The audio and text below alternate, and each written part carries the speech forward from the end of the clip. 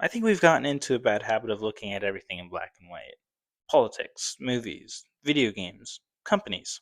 Either something is completely good or it's completely bad. Either someone made the right decision or they completely messed up. But that's not how the real world works. Sometimes a company makes a decision that's objectively better for the community, yet the way they execute and communicate it leaves some of their most dedicated fans feeling burned. That's the conversation I want to have today. I and some others in the Cyberpunk TCG community feel that WeirdCo could have done better in communicating clearly the intended exclusivity for both the Rebecca having a moment promo, as well as to a lesser extent the moment Gear Store bundle. This lack of clarity from their official communication channels, no matter how big or small it may seem, has resulted in people making hundred, thousand, even tens of $1,000 decisions based on what has now been revealed as a false perception that could have been avoided had things been communicated just a little bit more clearly. To understand how some fans came to this false understanding, though, first we have to look at how these products were communicated in the first place. Starting off, we'll take a look at the Moment Gear Store bundle. When WeirdCo introduced it in episode 14 of the official Cyberdeck podcast, the focus was entirely on Anime Expo for the episode. Here's the segment where they talk about it now. Well, but there's actually there's more, There's right? more. There's more. All right, moving on to the next piece. Talk to us about this awesome gear store bundle, Berza. Yes, we will be doing pre-orders at Anime Expo for this awesome gear store bundle that you're seeing on the screen right now. It's going to be Adam Smasher and it's going to be Rebecca and it's going to be the final moment from season 1 that you all remember. And if you don't remember, watch season 1 so we don't spoil too much for you while talking about season 2 and all that jazz. So yeah, you can see it's gonna be packed. You can see there is a awesome playmat. There is a diptych of Smasher, the Ender of Legends, and Rebecca having a moment. So 2 cards that are part of this. Awesome promos. You will want to keep those. And look at those dice. I mean, look at those dice and that deck box. Yeah. I mean, come on. So these will be available for pre-orders at Anime Expo. So you got to find our booth, information about the booth. You can see it here on what we're showing on the screen.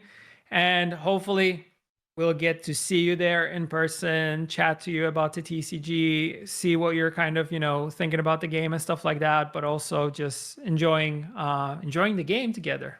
I hope so. Yeah, I hope to see everybody there. If you guys want more information in regards to how you can kind of pick up this bundle, we are going to have we're gonna have a blog post associated with this episode. If the information is not in that, be prepared to check out next week's blog post when we're actually there at Anime Expo. This is just the announcement of what we're going to have on offer at the show. So yeah, we have the amazing diptych of Adam Smasher and Rebecca, the playmat, the Edge Runner themed premium dice, and this awesome deck box as well. But Berza, there's more.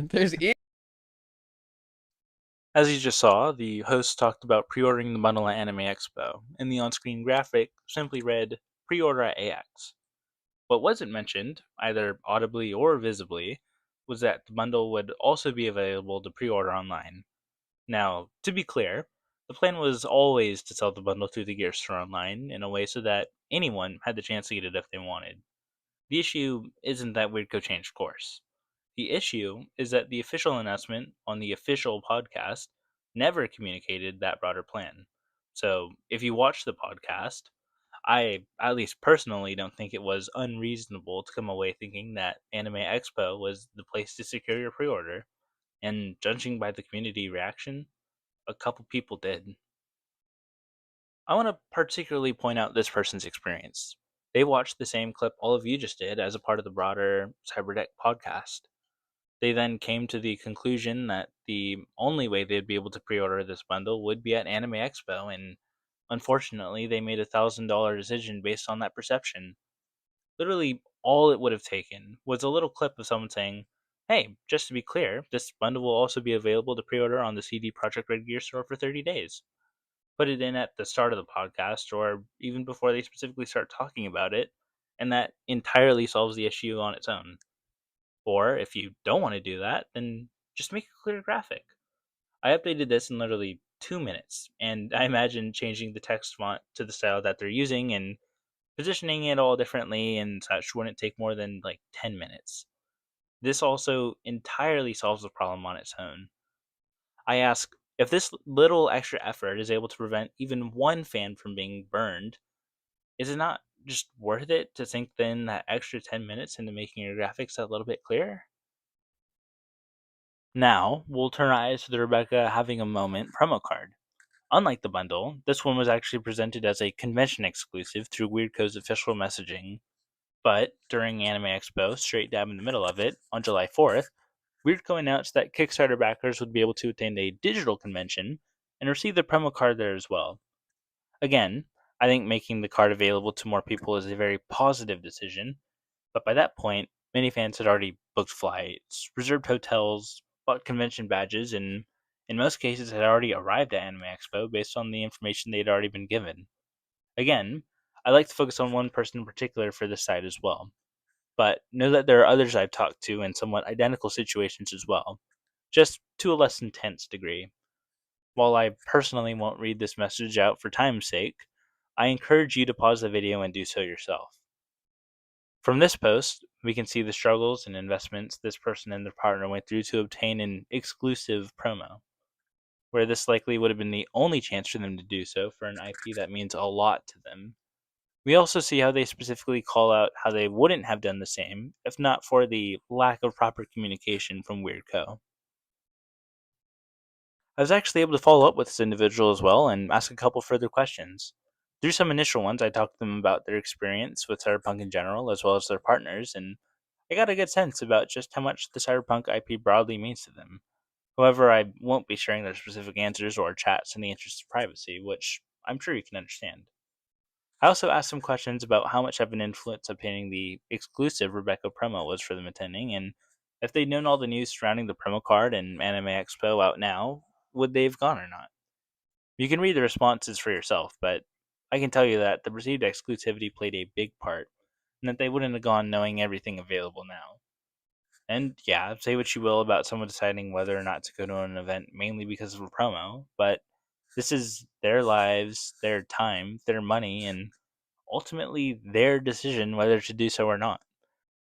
Specifically, they said that, quote, getting the very first promo ever meant something to me, as I've never been early to collecting anything in an IP or game I enjoy, and after I backed the Kickstarter, I felt like I had to have it, since I've already taken the plunge and AX is in my state, end quote. Also noting how they both really enjoy the IP. I completely understand this statement, and if I'm being honest, it's a part of the reason why I even started making videos about the Cyberpunk TCG in the first place. Being able to be part of something when it's just starting out, helping it grow and watching it evolve, that means something to me. It means something to them, and it means something to others as well. Next, we talked about the impact this has had on their love and interest in the Cyberpunk TCG as well as Cyberpunk broadly. However, I won't be sharing their answers in the interest of privacy again, which, once more, I'm sure you can find understandable. While the memories the two of them had are priceless and they had a wonderful time there generally, they feel like their effort, time, and money they spent to get this exclusive promo are now heavily diminished in meaning. It's also tainted their interest in the TCG and disillusioned them about how bright the future of the game is, and has largely lost any trust WeirdCo has built with them. Lastly, I asked them if they liked the update that caused all this trouble at all. Again, they note how they are genuinely happy for everyone in Weird Crew that's able to get the promo card now. I do agree with them, though, that this is how it should have been from the very start. Not revealed halfway through the event, but before it. They then further go on to note about how the Anime Expo exclusive stuff should have just been getting a demo deck as well as a signature from the voice actor of Rebecca with your promo card and further messages. They then go on to give a bit more information about their experience at the con in general and how all this has made them feel, which I'm including because I think it's really important for you all to see the human aspect from one affected person's point of view.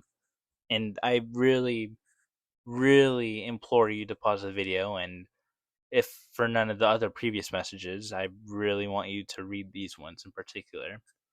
One thing I will push back on, though, is that the overpopulation problems and just that kind of poor planning that they mention is one that I would pin more specifically on Anime Expo itself. They did have a record-breaking amount of attendance there, yes, but they didn't really seem prepared for it at all. Like while I was walking around on the days that I was there, I noticed at least a couple other booths were like constantly having to deal with it in their own way, and that they weren't really getting that much help from the workers at all. Like they literally, the worker would come over, they would tell them that either they figured it out or that they'd kind of have to shut it down due to it being a fire hazard, and then just that was it. And then it was on the booth to figure it out. And I don't think any of them really expected that. So I mean, yeah, while they could have come up with solutions for that previously or before the day and event, I personally don't really pin it on the booths themselves and more on Anime Expo for not being properly prepared. The sad thing about this story is that it's just one among a couple other similar ones that I've heard from people that went. I asked, why did the announcement about the digital convention have to come out smack dab in the middle of Anime Expo instead of just earlier along with the rest of the promo announcement? I mean, at least a hint beyond Donnie's Discord messages could have been given out much earlier, right? Maybe there's, I don't know, a corporate reason that we just don't know. But from what we do know right now, it just seems like all this pain and loss was caused for no reason at all. And I mean, hey, that is the Night City experience for you, right? But we aren't there yet. We're not living in Night City, you know? And this community shouldn't be made to be punished in any fashion like this because WeirdCo didn't release all the information about the Rebecca promo's availability until it was too late. Now, WeirdCo did, of course, take notice of all the posts in Discord from these people, and what was their response?